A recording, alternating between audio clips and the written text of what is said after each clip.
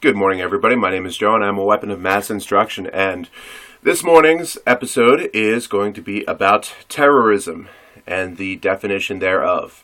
My left hand ain't working so much because I just wrote a whole lot of shit on my handy-dandy whiteboard. All right. So, quick look for everybody, if y'all can see that. There we go. That's all the shit I wrote down, and of course, just like always, I'm going to go through it. Terrorism, according to the Merriam-Webster Dictionary. The systemic use of terror, especially as a means of coercion. That's pretty ambiguous. So I delved a little bit further. The definition of terror, according to the Merriam-Webster Dictionary. 1. A state of intense fear. 2. Alpha. One that inspires fear. Bravo. A frightening aspect. Charlie. A cause of anxiety or worry. Delta. An appalling person or thing, as in you little terror. Alright, definition 3. This is where it gets a little bit better. Reign of terror. Like Vlad Dracula, Reign of Terror. Okay. Definition 4. Violent or destructive acts as bombing committed by groups in order to intimidate a population or government into granting their demands. Insurrection and revolutionary terror. So that's the Merriam-Webster Dictionary definition of terrorism. All right, the systemic use of violent or destructive acts committed by groups in order to intimidate a population or government into granting their demands, especially as a means of coercion. All right. So, I wanted to compare the textbook definition of terrorism, to what I was indoctrinated to believe specifically as terrorism. And this is straight out of NAVMC 2927, which is basically the Marine Corps MCI manual on counterinsurgency and force protection. All right. Terrorism. The calculated use of violence or threat of violence to inculcate fear. Its intended purpose is to coerce or to intimidate governments or societies in the pursuit of goals that are generally political, religious, or ideological. So, on the one hand, what we have as a definition of terrorism is violent or destructive acts in order to intimidate a population or government with the purpose of granting specific demands. And they're talking about an insurrection, revolution. All right. Pretty much what it means here is if the government is afraid of a group of people because of what that group of people represents, then that group of people are terrorists. Is exactly what it means, to break it down into layman's terms. Generally political, religious, or ideological. I think the big word that springs to mind is ideological. It's amazing that I can pronounce that. It's got, like 18 different freaking syllables? Ideological. And ideology is a specific belief. Idealism. All right. A goal, a utopian world is an example of ideology. The textbook communism is an ideology. It's an idea that some people liked. Freedom and personal liberty are ideologies. The United States Constitution was built upon the ideology of freedom and liberty and the pursuit of happiness and life. So, let's put this into context. We've been hearing for more than a decade, just about nonstop, anytime you turn on the mass media, at some point in the day, they're talking about terrorists. First it was Al-Qaeda were the terrorists. Now, yes, according to the official story, Al-Qaeda was behind the 9/11 attacks. So, of course, they'd be the terrorists. You know, look into the history of Al-Qaeda. Where did they come from? Believe it or not, Al-Qaeda is basically the brainchild of the United States. They exist because of us. Alright? And if you're on the side of 9/11 was an inside job, which I personally do lean that way, there's not enough evidence to conclude without a shadow of a doubt that it was definitely, quote-unquote, the good guys that did it. But there was definitely a lot of stuff there that I think helped Al-Qaeda along in their goal. And I don't think it was the 19 terrorists who they accused of perpetrating this act. I don't think it was them who actually flew the planes. I think it was somebody else. Anyway, but that's textbook example of terrorism in action. Alright? But we've seen it for going on 13, 14, 20 years if you want to include the first World Trade Center attack. 30 years if you want to include, I don't know, like the embassy bombing in fucking, what was it, Bahrain? No, it wasn't Bahrain. Can't remember. Embassy bombing, 1983. And it happened because the Marines on post were told to carry the weapons in condition 3, which means round, not in chamber. Which means they had to take a couple extra seconds to load that round into the chamber before they could have fire upon that fucking van that was roaring at them full speed ahead with explosives. Anyway, I'm diverging. I'm on a tangent. Back to the matter at hand. So we've basically been force-fed terrorism from abroad. Terrorism at our doorstep. And now the government is talking about homegrown terrorism from within the United States. You know what? According to these definitions, they ain't just fucking whistling Dixie. The pursuit of goals that are generally political, religious, or ideological. Well, we're supposed to have the separation of church and state. So we'll go with political and ideological. We, the truthers, we don't like what we're seeing in government. We can all agree on that. Both political, we can see how in the end it really doesn't matter which party is in power. They're all doing the same bullshit. You know? Ideological, we're seeing our freedoms being systematically taken away from us, removed for our safety because of the terrorist threat. The growing terrorist threat. You know what else is growing? The amount of people that are waking up to the truth. I noticed that the word government comes before societies in the military definition of terrorism. Whereas in the Merriam-Webster definition of terror, intimidate a population or government. The word population comes first there. I think that was intentional. Because the people that write this shit are usually not the same people that are fighting the war on the ground. Alright? They're the ones dictating to us, the foot soldiers, the fucking grunts, the boots, what it is we're fighting for, how we're going to fight it.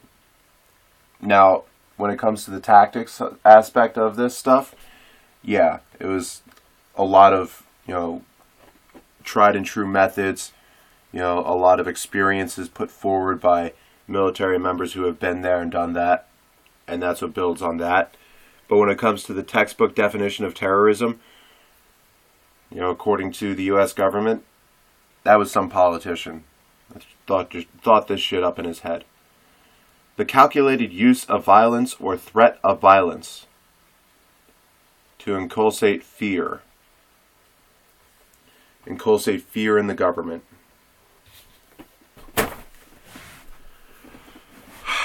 Newsflash, everybody. The government is afraid of the truther movement. Apparently, we are terrorists. The government is afraid of Occupy. So apparently Occupy are terrorists.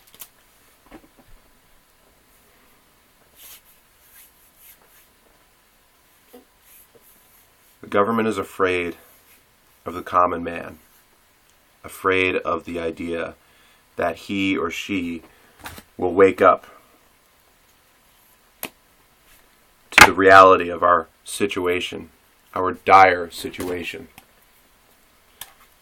And so, the common man and woman and child are all terrorists.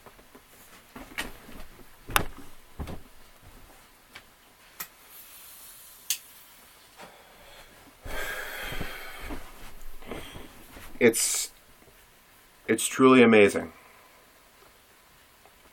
And the common man, woman, and child have no idea that they've already been branded as such. They really don't.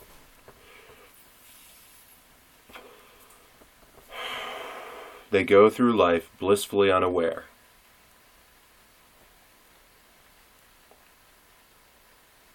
What was it?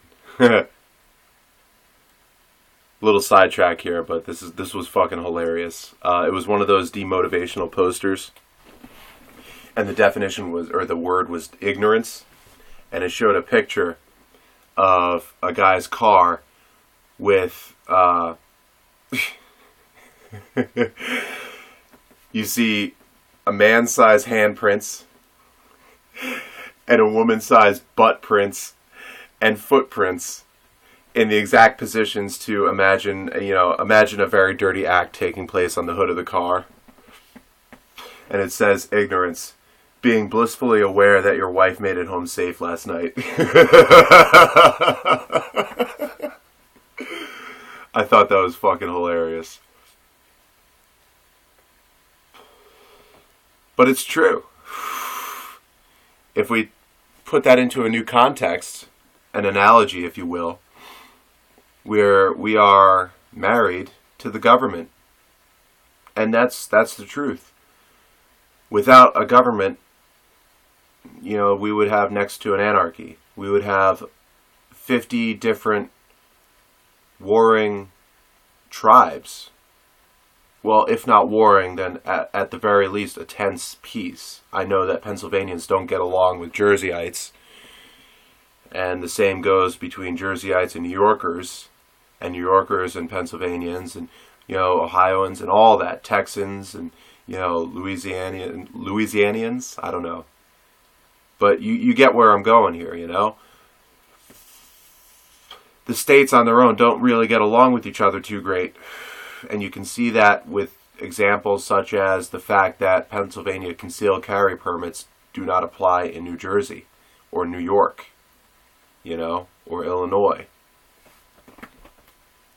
And so, in that aspect, without the government, without the Fed, being there, I should say the federal government, without them being there would be a lot of chaos. Our borders would be unprotected, in the event of a legitimate invasion,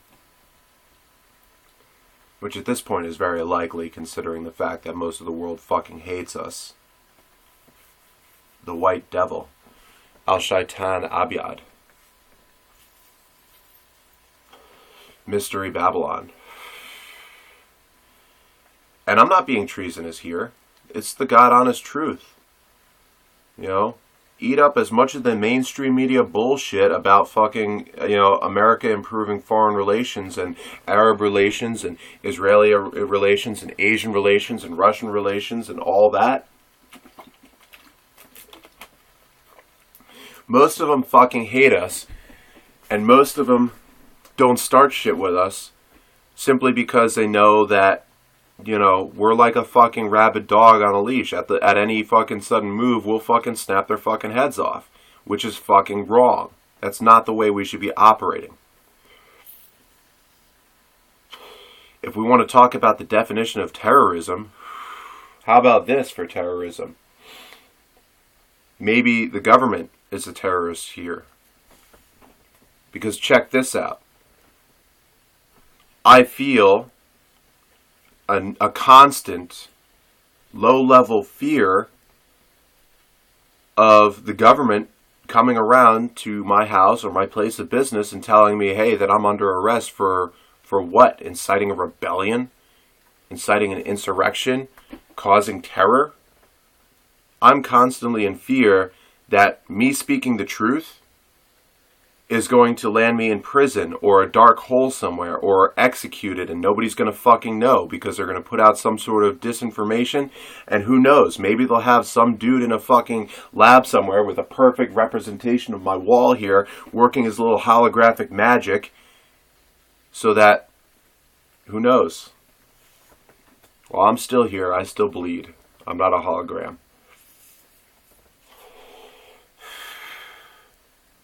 You know? That fear is there. And as much as I like to say, don't be afraid, you know what?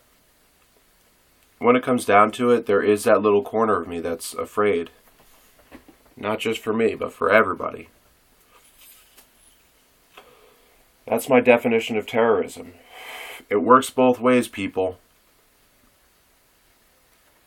Don't let them scare you into submission. I'm going to keep on spouting the truth for as long as I possibly can. And when it comes down to it, when it comes time to move and get things rolling, I'll be there too. Come hell or high water.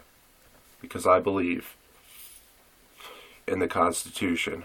I don't believe that it was written by people with a blind spot in their ideas. I don't believe that for an instant. You know what? No, they're not God. They're not Jesus. They're not infallible. You know, they're not perfect. They were just as imperfect as the rest of us, but they had a good idea going, and they put it into words, and they made it into a great nation, or what was once a great nation. I hear this on mainstream all the time, that we are still power number one in the world. But we're really not. We're really not. Look at China. We're going along with what China says. Check this out. Apparently, when they were talking about doing the remake of Red Dawn, it was going to be China invading the United States. But some people from China turned around and said, no, we find that deeply offensive. We want you to change it. And so we did. Not because we really cared that they found it deeply offensive, which is, I think, bullshit. I think they'd be proud to be the bad guys in that movie. But simply because it would be bad PR for them. And, you know, because they control 80% of our debt. They pretty much have us by the fucking cojones.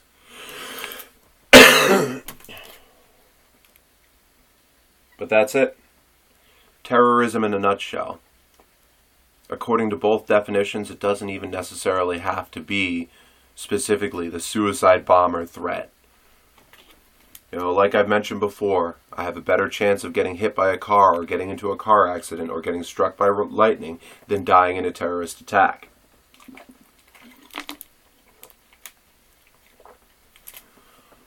Unless it comes down to it, and our beloved federal government utterly fails us, and I end up dying in service of patriotism.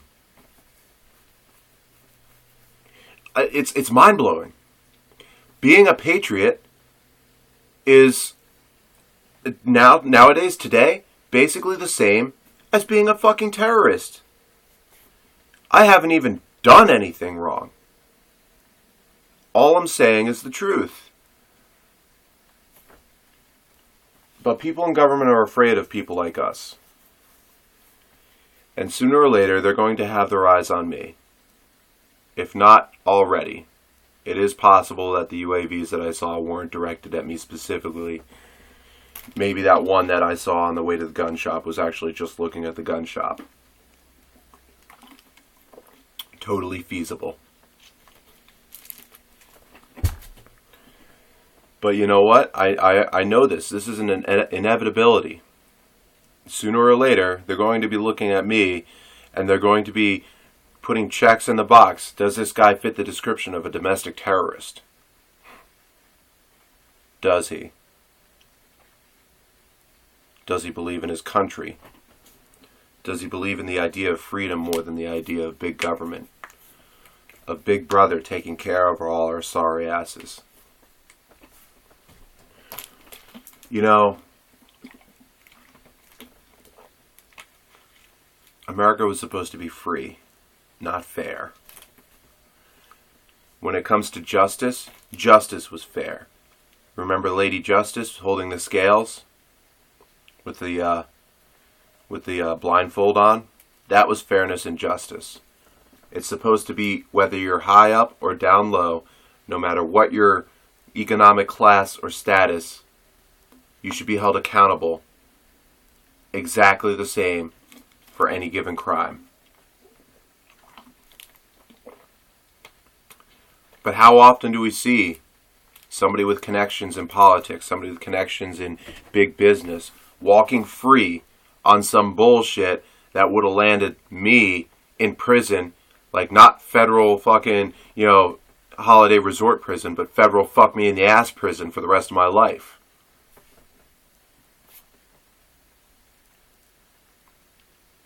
But it's fair if I can pony up, the $50,000 to $250,000 it would take to successfully plead my case in court. Or if I could somehow manage to memorize the entire code of law and have every precedent in my memory so I could represent myself successfully. Neither of which is the case. So is it really fair? Is it? But what apparently is fair is the opportunity that the people way up above talk about for us to advance in our status in life. Oh, and yeah, it totally is fair. Now,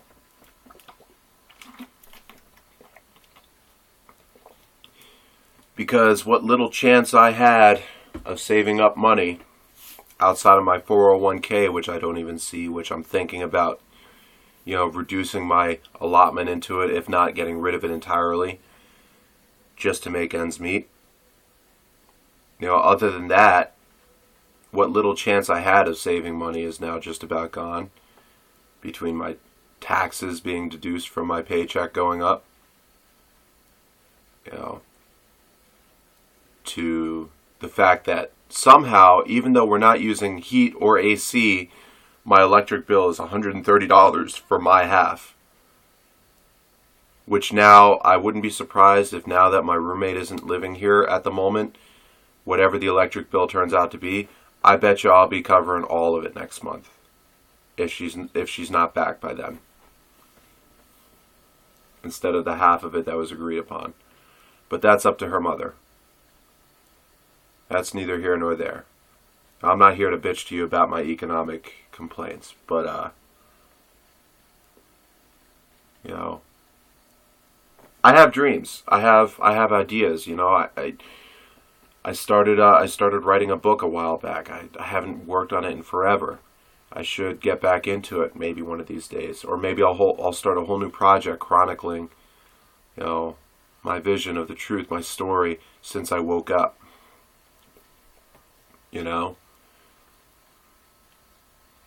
I had an idea that I could, I have a little bit of know-how on computer animation. I could start up independent filmmaking using animation as the media. I thought about, before I even started working at this gun range, when I was still in the Marine Corps, I thought about opening up my own private range where, you could pay however many $100s to get no shit. Like, this is the training that Marines get on how to clear rooms. How to take down a possible hostage situation without, collateral damage and everything. Which, believe it or not, even though I was just a regular grunt, that is some training that I got.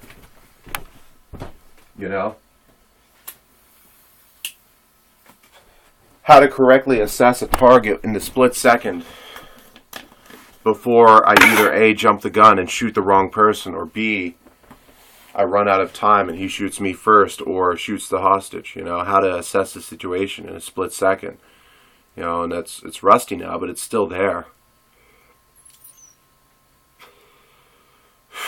Shit, this is turning into a way long episode, but I pretty much put my point across.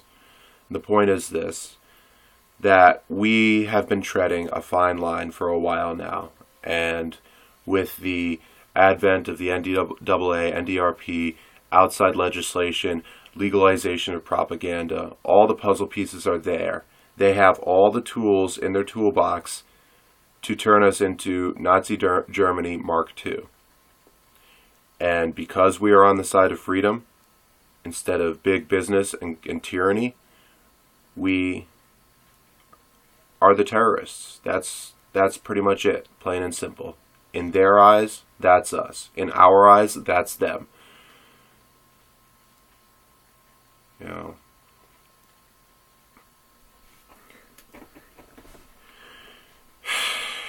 In the words of one of the guys in Full Metal Jacket, it's a big shit sandwich and everybody's got to take a bite. But in all seriousness, that is something to think about for anybody who's awake. Time to test your resolve. Time to look deep down inside and figure out whether you've got what it takes to do what is right when the time comes, when you're called.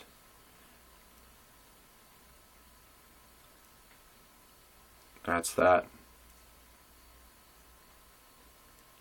They like to say that nothing is black and white, but it really is black and white. You can do the right thing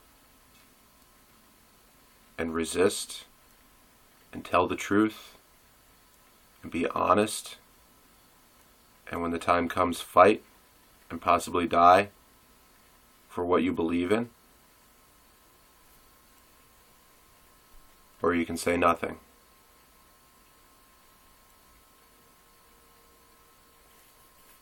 What was it? Maybe I'm misquoting, but the greatest evil that can come to pass is for good men to do nothing. I'm going to leave you with that.